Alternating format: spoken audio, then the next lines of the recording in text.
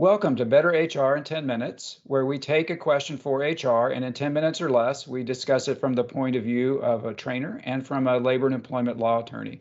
I'm the trainer. I'm Rodney Klein. I have over 30 years experience working as owner of my own training firm, Rodney Klein EEO Training, and with the U.S. Equal Employment Opportunity Commission.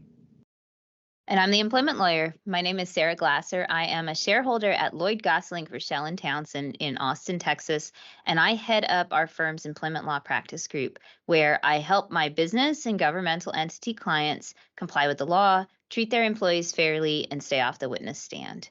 Now, before we start, both Rodney and I do have to say that this video includes comments made by a lawyer and an EEO consultant.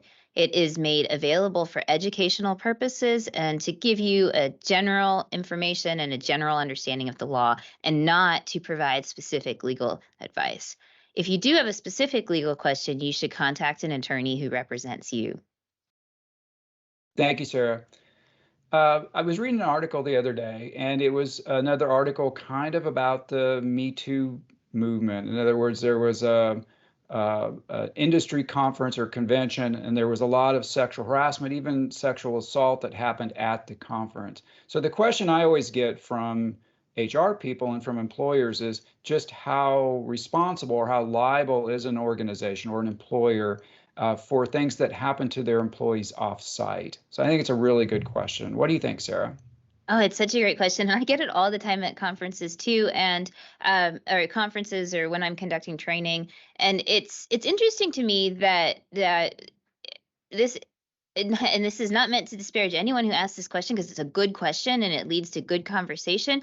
But I always kind of wonder to myself, if I don't see how something that happens between two colleagues, whether it is off duty, whether it happens when they're both sitting on their couch at night chatting over Facebook, anything that happens between two employees, I don't see how it does not impact their ability to work together when they come into work on Monday.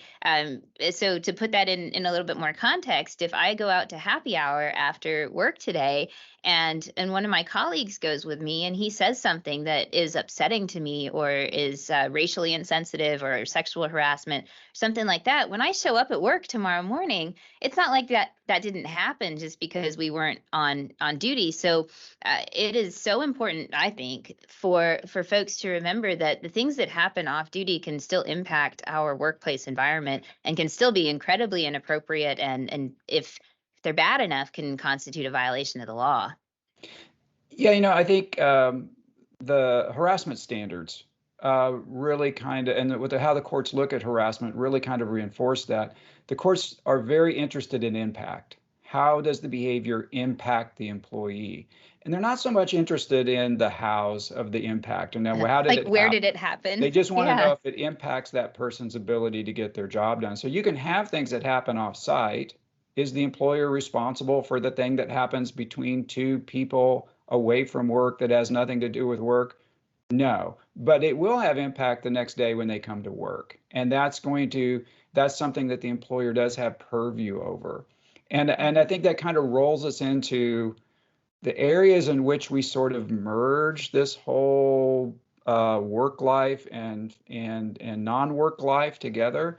And that big area is like social media and people posting things on social media that might have an impact on someone else. So how does that play into this?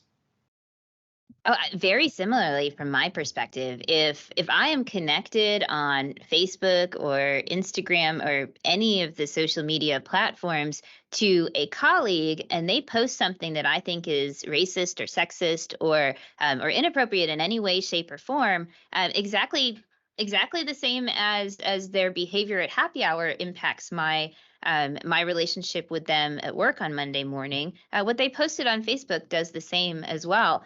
And that has the added aspect of, what exists on the internet exists forever. And so there's once I've got that screenshot, it undoubtedly happened. So I feel the same way about social media. I think it's a great parallel to things that happen off duty in our actual real world. Right. And I think one of the things I get from employers, or especially managers, in that scenario is like, well, wait, that did happen on personal time. So how do I make that stop?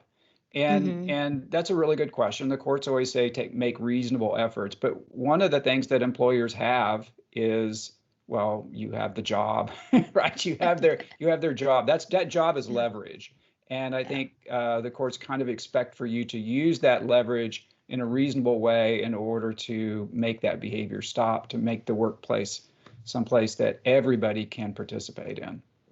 Yeah, absolutely. And for my this is a complete plug for you, but this is an issue that not only do we get questions about it at training and conferences, but it keep in mind that if you as the supervisor or the business owner don't know the answer to this question, then your employees definitely don't either. And so this is a training issue. This is a training opportunity, because one of the one of the wildest things about employment policies to me and rules is that it's kind of hard to enforce them if folks don't know about them. So if you make sure that when you are talking to your employees about professionalism and respect for their colleagues, that they understand that extends outside the physical boundaries of the workplace. Do you include that kind of training in your trainings? Oh, absolutely, absolutely. And so let's just say, because I think we're running out of time, let's just say that's a great place to stop. Hire a trainer. That's the great place. So thank you for tuning in today, and hopefully this was helpful. And if we can be of any help to you, feel free to give us a call. Thank you.